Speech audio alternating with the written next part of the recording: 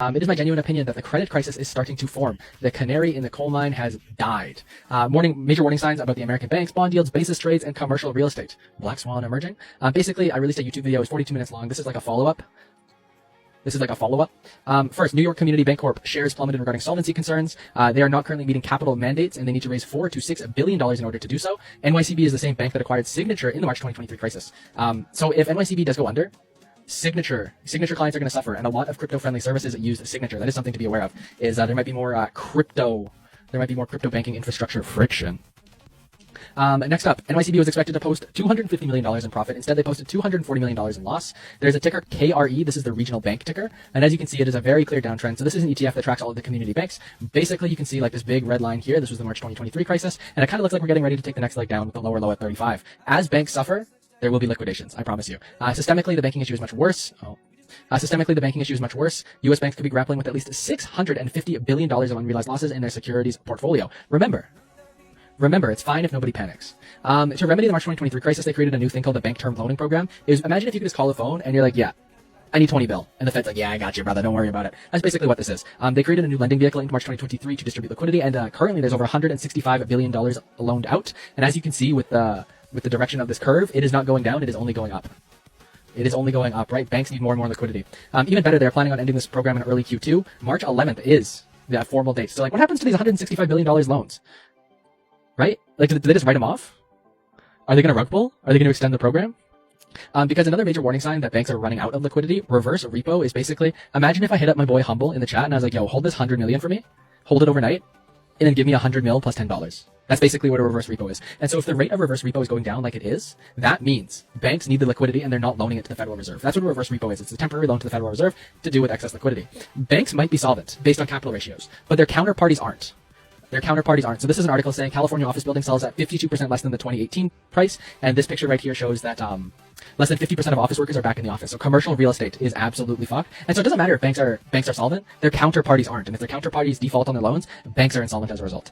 Major update, the Evergrande liquidation. Honestly, I'm starting to think this is a bit of a nothing burger because if you look into it, Evergrande is a company owned in Hong Kong, but all of their assets are in China. And the Hong Kong legal infrastructure is very different than China. So this liquidation is going to take way longer than expected. Real estate in China, there's entire cities that are empty. They have overbuilt their real estate industry, and it's incredibly illiquid. Damn, DeFi, you are a wealth of knowledge. You're goddamn right. Chinese equity markets aren't much better. The SSE is down 30%. 30% to start 2024. Let me see if I can get an updated chart. CSI1. Yeah, look at this, guys. I'm telling you, China is literally having their 2008 moment. Look at this. From the 2021 highs until now, this index is down over 46%. Over a quarter of all Chinese stocks halted today. From 2024 until now, this index is down 27% alone. From 2024 until now, it is down 27% alone. China is having their 2008 moment. They are not ahead of the US, I promise you. They are having their 2008 moment. It's just a matter of how contagious is this. Is the Chinese equity market crash going to spill over into American capital markets? My answer is yes, a little bit. But the next best question, how do foreign countries protect their dollar? They unload US treasuries. They do not buy them. Here's a fun little statistic. China and Japan, once reliable buyers of treasury bonds, have been selling them to prop up their weakening currencies. A decade ago, they held more than 22% of US government bonds. Today, they hold 7%. And this is basically just the net trajectory of their US T-bills holding. Pretty clear to see the net downtrend in US T-bill holdings for the Chinese government. Looking at American capital markets, American markets aren't doing well. 7 companies are. Let me blow this chart up. If you were to look at the SPY with the Magnificent 7, it is up 58% year to date. That is that line at the top. But if you look at the orange line along the bottom, if you take out those 7 companies, which is Meta, Tesla, Amazon, Microsoft, Google, Nvidia, and one more, I don't know. Basically, this is what you call index breadth. Index breadth is the Apple. You got it. Index breadth is the difference between the highest performers and the lowest performers in the index, and the breadth is incredibly wide right now, meaning the index has a positive skew based on a select few companies. And so if there were to be a major retracement in tech, even a small pullback in tech stocks would lead to a major markdown in index funds. Majority of Russell 5000 companies are experiencing a 50% reduction in earnings. So that's what this is showing. Let me zoom in. So this shows sales growth, but this shows earnings growth. So you see that like negative 52, a negative 52% reduction in earnings. Basically, they're making half the amount of money. And you see it says all securities, 50% reduction in earnings. Incredible. Apple only represent 8% of the S&P. Well, that's a good thing. Apple's, oh my God, don't make me thug you out, bro. Right? We were just talking about the Magnificent 7. Did you know? Right? Apple might only constitute 7% of the American equities market, but it's a good thing Microsoft is a larger company, right?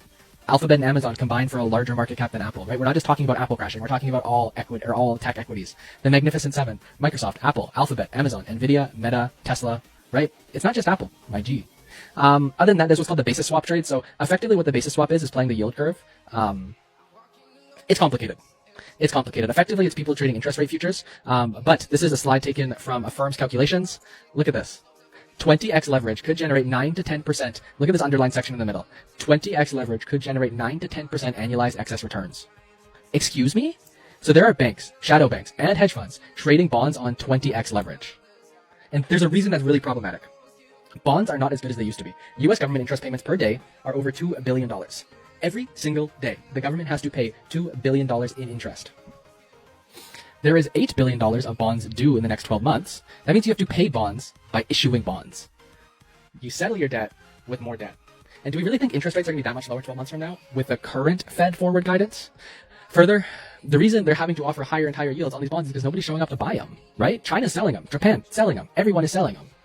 So the key conclusions here that I want you to take away from my TED Talk today, banks are sounding the alarm. Basically, the regional banks experiencing solvency issues is a symptom of a larger problem. This could lead to a great tightening of credit conditions. The entire system, whether you're looking at the individual retail investor, the commercial bank, the government, hedge funds, everyone is dependent on leverage and credit.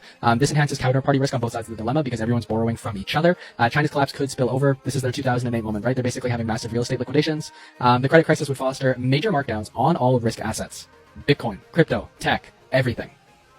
So we'll see what happens over the coming days and weeks. But my best guess, the hardest part of this trade is timing. My best guess is that this will blow up before Q3. Q3 is my best guess. Did we learn something, chat? Was that useful?